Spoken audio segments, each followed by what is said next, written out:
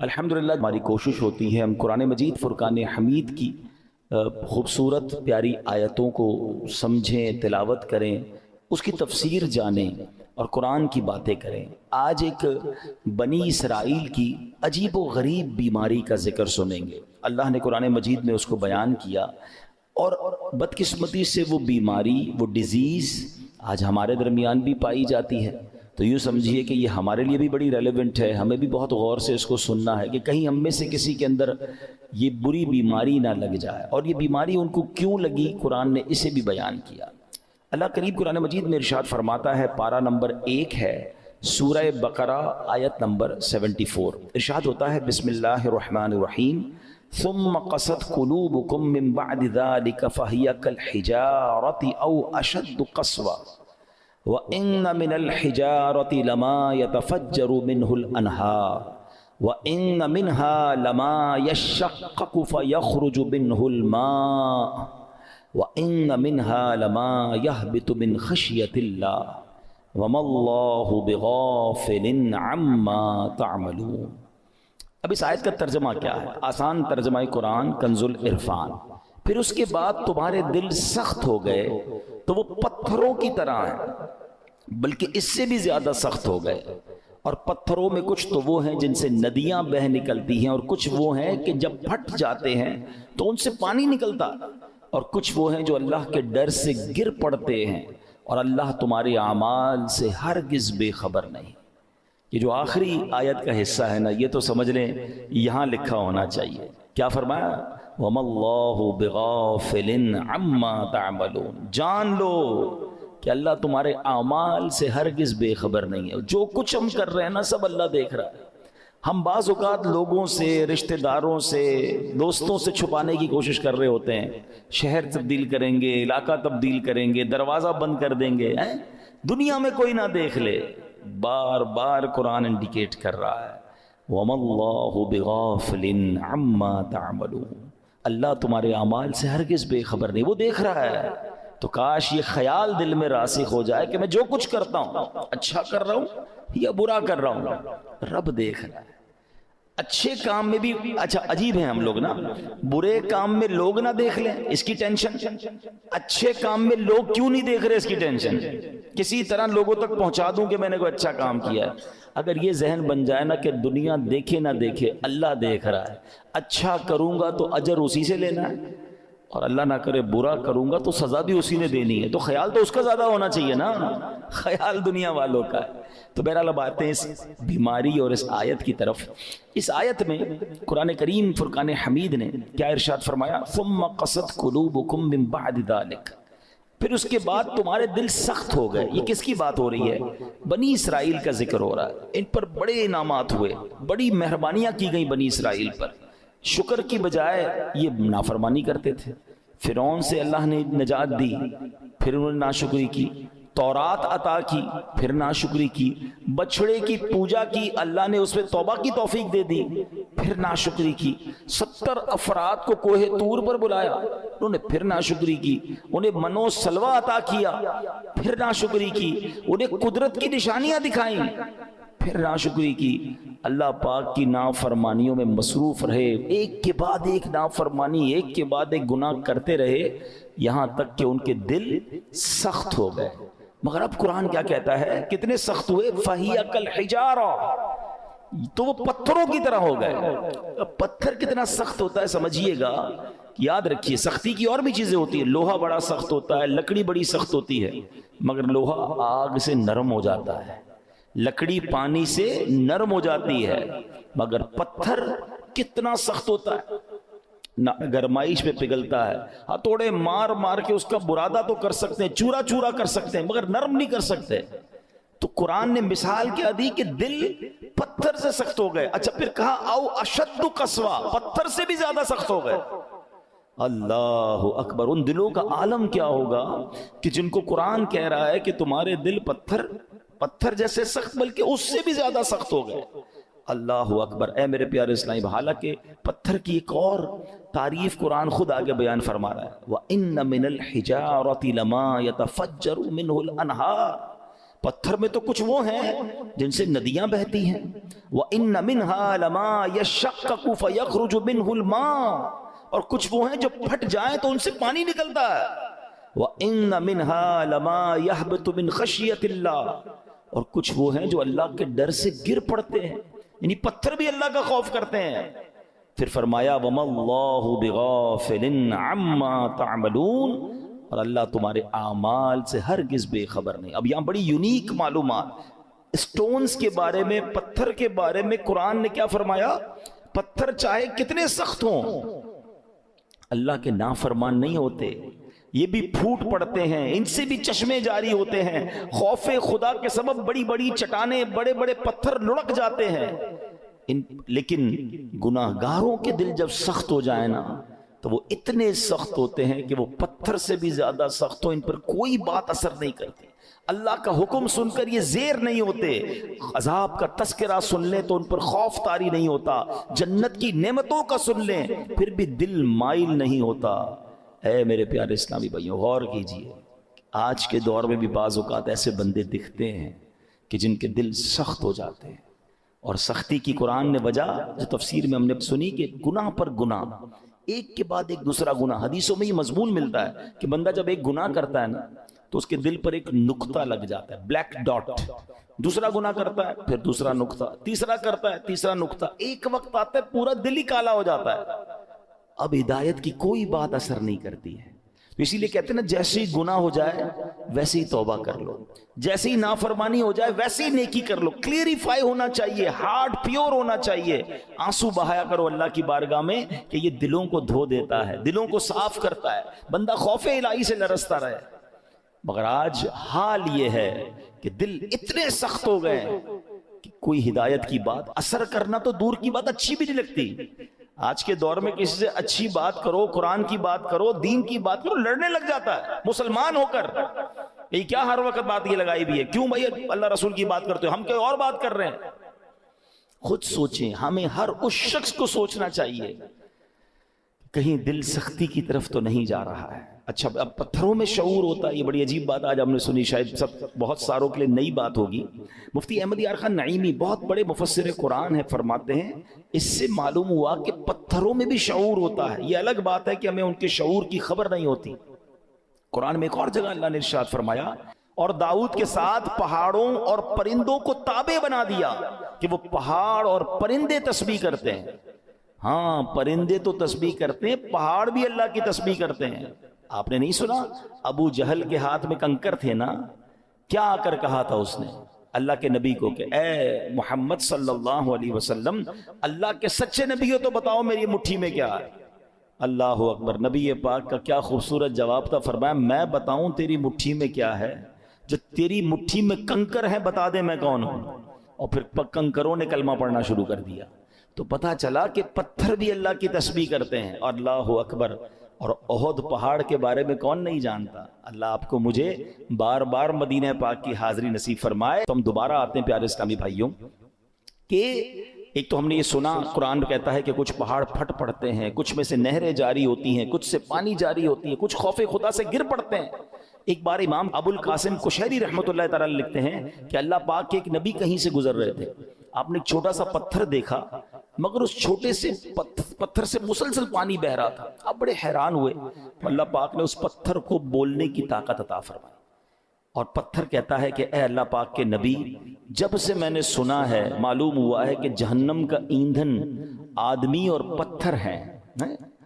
قرآن کہتا ہے نا، اے ایمان والو اپنے آپ کو اپنے گھر والوں کو جہنم کی آگ سے بچاؤ جس کا ایندھن آدمی اور پتھر ہے.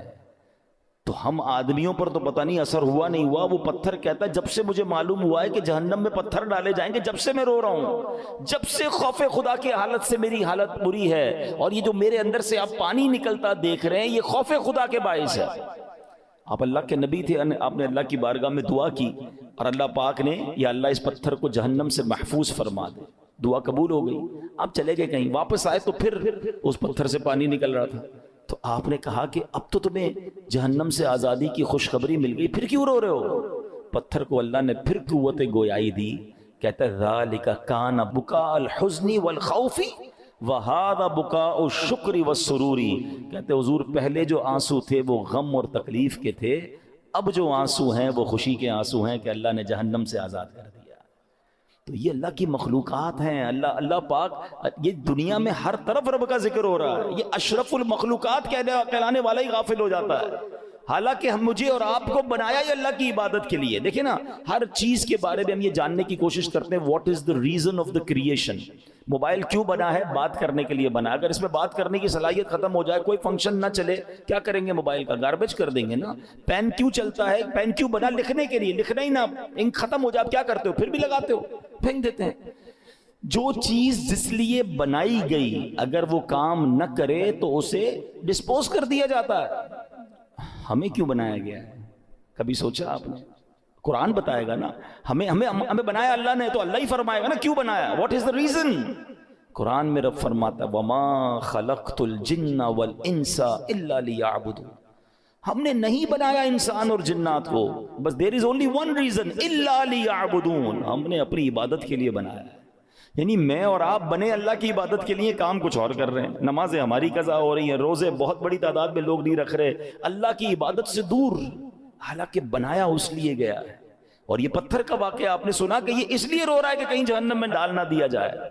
کبھی ہمارے آنسو بہے، کبھی ہمیں یہ خیال آیا کہ کہیں مجھے جہنم میں نہ ڈال دیا جائے، کہیں مجھے ایندھن نہ بنا دیا جائے جہنم کا۔ اللہ اکبر۔ اب آئیے بیان میں، جیسے میں نے شروع میں کہا کہ ایک بیماری کا ذکر ہوگا، اللہ اس بیماری سے بچائے، اور وہ بیماری ہے دل کی سختی۔ کیا کہا قرآن نے؟ ثم قست قلوبکم من بعد ذلک فہی کالحجارۃ او اشد قسوا، پھر اس کے بعد تمہارے دل سخت ہو گئے تو وہ پتھروں کی طرح ہیں، بلکہ ان سے بھی زیادہ ہیں۔ اب دل کتنا اہمیت، کتنا امپورٹنٹ پارٹ ہے ہماری باڈی کا۔ پیارے آقا علیہ الصلوۃ والسلام حدیث پاک میں ایک جگہ ارشاد فرماتے ہیں جسم میں ایک خون کا لوتھڑا ہے، وہ ٹھیک ہو جائے سارا جسم ٹھیک ہو جائے گا، اور جب وہ لوتھڑا بگڑ جائے نا تو سارا جسم بگڑ جاتا ہے۔ اور سن لو، وہ لوتھڑا، وہ پارٹ آف دا باڈی، بدعہ کیا ہے؟ وہ قلب ہے، وہ دل ہے۔ تو دل کا خیال میڈیکلی تو لوگ رکھ رہے ہیں، یار کولیسٹرول نہ ہو جائے، ہارٹ اٹیک نہ ہو جائے، بلڈ پریشر نہ ہو جائے، والوز بند نہ ہو جائیں، وینز کھلی رہیں، بڑا خیال ہے۔ ٹھیک ہے، یہ تو ظاہری اس دل کی کیفیت ہے نا، مگر اگر اس دل میں ایمان ہی نہ ہو، اس دل میں معاذ اللہ سختی آ جائے، ہدایت کی کوئی بات ہی اثر نہ کرے، یہ دل معاذ اللہ غیبت، چغلی، بغض، کینہ، تکبر اور برائیوں کی آماجگاہ بن جائے تو یہ تو برباد کر دے گا نا، ایمان برباد کر دے گا۔ ہمیں جان لینے والے مرض کا ڈر ہے، ہم ڈسکس بھی کرتے ہیں، ڈاکٹر کے پاس بھی جاتے ہیں، ٹیسٹ بھی کراتے ہیں، جناب بتائیں ہارٹ اٹیک نہ ہو، میری باڈی ٹھیک رہے، کتنی ایکسرسائز کرنی ہے، everybody talk about it. وہ کیوں؟ کہ جان چلی جائے گی نا۔ مگر مجھے بتاؤ، جان جانا زیادہ خطرناک ہے یا ایمان جانا زیادہ خطرناک ہے؟ جان تو ویسے ہی جانی ہے، آج نہیں تو کل چلی جائے گی، مرنا تو ہے ہی، اس سے تو کوئی نہیں بچ سکتا، مگر ایمان سلامت لے کر قبر میں جانا یہ زیادہ ضروری ہے نا۔ تو یہ حدیث بھی بتا رہی ہے، قرآن کی آیتیں بھی بتا رہی ہیں کہ دل صاف ہونا چاہیے، دل اللہ کی رحمتوں کے نزول کی جگہ ہونی چاہیے، مگر جن کے دل سخت ہو گئے ہیں وہ غور کریں۔ اب آئیے میرے پیارے اسلامی بھائیوں، حدیث پاک، یہ دل کی سختی سزا کتنی بڑی ہے۔ اللہ کے نبی علیہ الصلوۃ والسلام فرماتے، ترمذی شریف کی حدیث ہے، ان ابعد الناس من اللہ قلب القاسی، فرماتے سخت دل والا سب سے بڑھ کر اللہ سے دور ہے۔ Nobody talk about it، کوئی بات ہی نہیں کرتا، ارے دل سخت ہے، یہ دل نرم ہے۔ اگر دل سخت ہو گیا نا تو پھر اللہ سے سب سے زیادہ دور وہ ہو جائے گا۔ حضرت مالک بن دینار جیسی عظیم ہستی کا فرمان سنو، فرماتے بندوں کو جو سزائیں دی جاتی ہیں ان میں سب سے بڑی سزا یہ ہے کہ بندے کا دل سخت کر دیا جاتا ہے۔ ہائے ہائے، نہ نماز میں دل لگے، نہ تلاوت میں دل لگے، نہ دعا میں آنسو بہیں ہیں، نہ ہدایت کی بات اچھی لگے، لوگ نعتیں سن کر رو رہے ہوتے ہیں اور ہم کہتے ہیں بند کرو یار، مزہ نہیں آ رہا، یعنی کوئی اچھی بات دل پر اثر نہیں کر رہی، تو چیک کرو کہ یار یہ دل سخت تو نہیں ہو گیا، دروازہ تو بند نہیں ہو گیا۔ یہ سب سے بڑی سزا ہے۔ حضرت مالک بن دینار کہتے ہیں بندے کو جو سب سے بڑی سزا دی جاتی ہے وہ اس کا دل سخت ہو جاتا ہے۔ کسی مسلمان کو تکلیف میں دیکھ کر ہمیں تکلیف محسوس کیوں نہیں ہو رہی ہے؟ کوئی بیچارہ غریب پریشان ہے، اس کو دیکھ کر مجھے فیل کیوں نہیں ہو رہا؟ اگر ہو رہا ہے اللہ کا شکر ادا کریں، اگر مسجد میں آنے کو جی چاہتا ہے اللہ کا شکر ادا کرے, اور مسجد میں آ کر بھاگنے کو جی چاہتا ہے, there is something wrong in your heart. اس سے بڑھ کر رحمتوں والی جگہ کون سی ہے؟ ہونا کیا چاہیے؟ اللہ کے گھر میں آؤ تو پیس, سکون, مزہ آ جائے. مگر کچھ لوگ مسجد میں آ کر بھی بے چین, آخر میں آئیں گے سب سے پہلے جانے کی کریں گے. خود سوچئے کیوں مجھے بے چینی ہوتی ہے؟ موبائل پر گھنٹوں بیٹھ جاؤں گا, دوست کے ساتھ چائے پینے گھنٹوں بیٹھ جاؤں گا, اللہ کے گھر میں مجھے تکلیف کیوں ہو رہی ہوتی ہے؟ جب تک بیماری کو ڈائگنوس نہیں کریں گے نا پھر حل نہیں ہوگا. آج میں آپ کو علاج بھی بتاؤں گا. اب آئیے دل کی سختی کے اسباب, واٹ از دا ریزن. نبی پاک علیہ الصلوۃ والسلام فرماتے ہیں ذکر اللہ کے علاوہ زیادہ کلام نہ کرو, بے شک زیادہ باتیں کرنا دل کو سخت کر دیتا ہے. یہ بہت جو بولتے رہتے ہیں نا, بہت بولتے رہتے ہیں, زیادہ باتیں نہیں, قلیل الکلام. اللہ کا ذکر کریں, تلاوت کریں, کم بولیں, کیونکہ زیادہ بولنے والا غلطیاں بھی زیادہ کرتا ہے نا. جھوٹ بھی نکل جائے گا, غیبت بھی نکل جائے گی, دل آزاری بھی ہو جائے گی, معاذ اللہ احساس نہیں ہوگا, علم نہیں ہوگا تو کلمہ کفر بھی نکل جائے گا. کم بولیں, سوچ کے بولیں. ایک جملہ سنا ہوگا آپ نے, پہلے تولو بعد میں بولو. ہم بول کے تول رہے ہوتے ہیں, پھر پچھتا رہے ہوتے ہیں, یار نہیں بولنا تھا, یار کیا بول دیا, یار مسئلہ ہو گیا, جھگڑا ہو. پہلے سوچ لیتے ہیں نا. آپ کے کسی بھی باڈی پارٹ کے گرد گارڈ نہیں بٹھائے گئے. یہ زبان ہے جس کو 32 گارڈ کا پہرا دیا گیا ہے. 32 دانت کے پیچھے زبان ہے نا, مگر جب یہ چلتی ہے سارے گارڈز پیچھے چھوڑ کر کسی کا دل توڑتی ہے, کسی کا سر پھوڑتی ہے, کسی کے خاندان برباد کر دیتی ہے. سوچئے, زیادہ بولنا دل کو سخت کر دیتا ہے. یوں ہی زیادہ ہنسنے سے بھی دل سخت ہو جاتا ہے. حدیث پاک میں ہے ان کثرت الضحک تمیت القلب, بے شک زیادہ ہنسنا دل کو مردہ کر دیتا ہے. ہر وقت ہنسی مذاق, کچھ لوگ ہوتے ہیں جن کا کام یہی ہوتا ہے, تو ہر وقت نہیں ہوتا, کبھی کبھی مزاح کرنا اور ہے, مگر ہنسی مذاق میں بھی دل آزاری کی اجازت نہیں ہے نا. آپ مسکرانے والی بات کریں اچھی بات ہے, لیکن ہر وقت ایک ہی کام میں لگے ہوئے ہیں اور پھر جھوٹ بول بول کے ہنسا رہے ہیں, یہ دل کو مردہ کر دیتا ہے. اچھا, پھر زیادہ کھانا, بالخصوص حرام حلال کی پرواہ کیے بغیر کھاتے چلے جانا, یہ بھی دل کو مردہ کر دیتا ہے. تو اللہ کرے کہ یہ بھی ہمیں سمجھ آ جائے. آپ جب بھی دیکھ لیں آپ زیادہ کھائیں گے, آپ کو عبادت کو جی نہیں چاہے گا, آپ کو نیند آنے لگے گی, سستی ہو جائے گی. رمضانوں میں لوگ زیادہ عبادت کرتے ہیں, جو کم کھاتے ہیں آپ دیکھیں وہ عبادت زیادہ کر رہے ہوں گے. تو کم کھانا, اور حرام سے تو پہلے ہی بچنا ہے, حلال ہی کھانا ہے. اور دل کو سب سے زیادہ جو نقصان دینے والی چیز ہے نا, موسٹ ڈینجرس, وہ ہے گناہ. گناہ کا جو سائیڈ ایفیکٹ ہے نا, جو گناہ چھوٹا ہو یا بڑا, جتنا بڑا گناہ ہوگا وہ اتنا دل کو افیکٹ کرے گا, مگر ہر گناہ دل کو ڈیمیج ضرور کرتا ہے. اس میں روحانیت کم کرتا ہے, اس کے اندر یوں سمجھیے برائی, جیسے جیسے برائی کرتا جائے گا, پھر کچھ لوگوں کی کنٹینیو عادت ہوتی ہے برائی کی, وہ دل کو سخت کر دیتی ہے. تو اے میرے پیارے اسلامی بھائیوں, قرآن کیا کہتا ہے, بل ران علی قلوبہم ما کانوا یکسبون, بلکہ ان کے کمائے ہوئے اعمال نے ان کے دلوں پر زنگ چڑھا دیا ہے. قرآن کہہ رہا ہے زنگ چڑھ جاتا ہے, اپنے ہی اعمال جو ہیں برے اعمال دلوں پر زنگ چڑھا دیتے ہیں. اب یہ تو ہو رہا ہے, ہم تو کر رہے ہیں, اب حل کیا ہے؟ دل صاف کیسے ہوگا, دل نرم کیسے ہوگا؟ آئیے آج اس کا نسخہ بھی لے لیجیے, اور وہ بھی انشاءاللہ حدیث پاک سے ہی پیش کروں گا. اللہ کے نبی علیہ الصلوۃ والسلام فرماتے ہیں کہ بے شک جیسے لوہے پر زنگ چڑھتا ہے ایسے ہی دل بھی زنگ آلود ہو جاتے ہیں. عرض کی گئی یا رسول اللہ صلی اللہ تعالی علیہ وسلم, دل کے زنگ کا علاج کیا ہے؟ ارشاد فرمایا, موت کو کثرت سے یاد کرنا اور ذکر اللہ کی کثرت کرنا.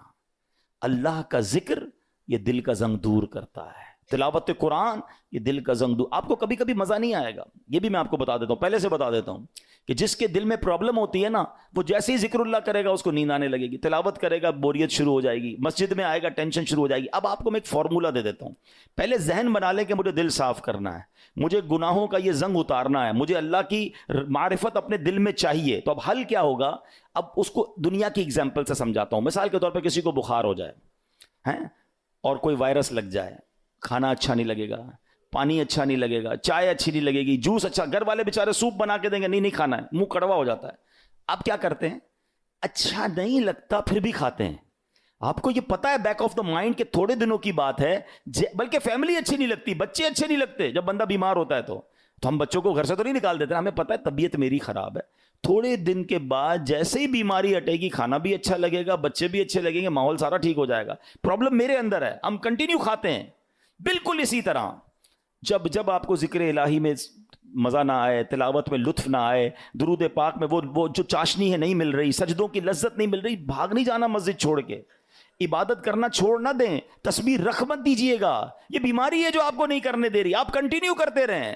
ایک وقت آئے گا دل کا زنگ دور ہوگا، ہر ذکر الہی آپ کو مزہ دینے لگے گا، ہر سجدے میں آپ کو معرفت ملنے لگے گی، ہر تلاوت کا ذوق آپ کو ملتا رہے گا. آپ دعا کے لیے ہاتھ اٹھائیں گے، آپ کے آنسو بہنا شروع ہو جائیں گے، کیونکہ اس ٹائم تک آپ کو یہ کرنا پڑے گا تاکہ یہ دل کا زنگ دور ہو جائے. اور جب اللہ کے نبی نے فرما دیا ہے کہ موت کو کثرت سے یاد کرنا اور ذکر الہی دلوں کے زنگ کو دور کرتا ہے. ایک اور پرابلم یہ ہے، ہم موت بلائے بیٹھے ہیں، ہمارے سامنے جنازے اٹھ رہے ہیں، ہمارے سامنے لوگ دنیا سے جا رہے ہیں، ہم قبرستان جاتے ہیں، وہاں بھی لوگ فون پہ مستی مذاق کر رہے ہوتے ہیں. ارے پہلے کا دور کیسا تھا، جب جنازہ ہوتا تھا نا، میت کے رشتہ دار کو ڈھونڈنا مشکل ہو جاتا تھا. لوگ کہتے کیسے ڈھونڈے، سارے ہی رو رہے ہیں.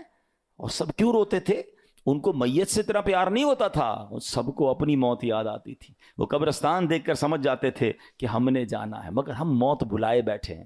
کبھی کبھی ان چیزوں کو یاد کرنا چاہیے. آگے سنیے، ایک مرتبہ ایک عورت بی بی عائشہ صدیقہ رضی اللہ تعالیٰ عنہا کی خدمت میں حاضر ہوئی، دل کی سختی کی شکایت کی.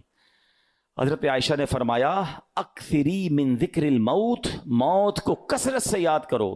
چند دن کے بعد وہ عورت آئی اور بی بی عائشہ کا شکریہ ادا کرتی ہیں، کہتی ہیں جب سے میں نے موت کو یاد کرنا شروع کیا یہ بات رنگ لائی ہے، میری دل کی سختی دور ہو گئی ہے.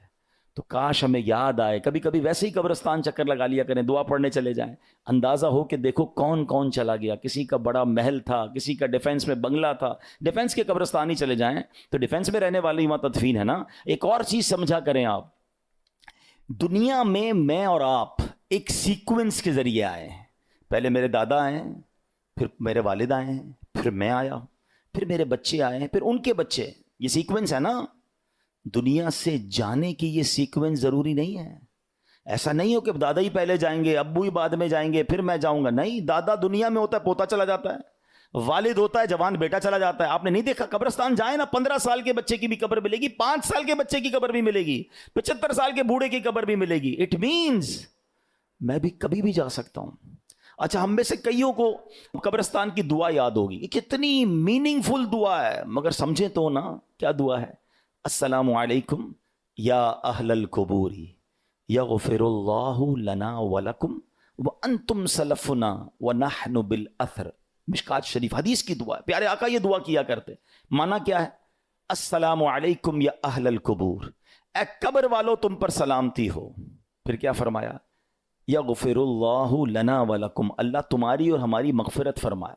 مگر جو اگلا جملہ ہے نا، انتم سلفنا ونحن بالاثر، تم پہلے چلے گئے ہو، ہم بعد میں آنے والے ہیں.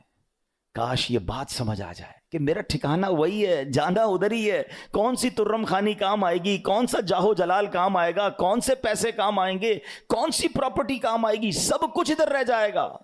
اعمال کام آئیں گے. 2 گز کی قبر ہے، اربوں پتی کو بھی لٹھے کا کفن ہے، اور فٹ پاتھ پر مرنے والے کو بھی وہی کفن ہے. یہ میرا لباس ہوگا، یہ میری قبر ہوگی. تو موت کو کثرت سے یاد کرنا یہ دل کو نرم کر دیتا ہے، یہ اس دل کی سختی کو دور کرتا ہے. اللہ اکبر.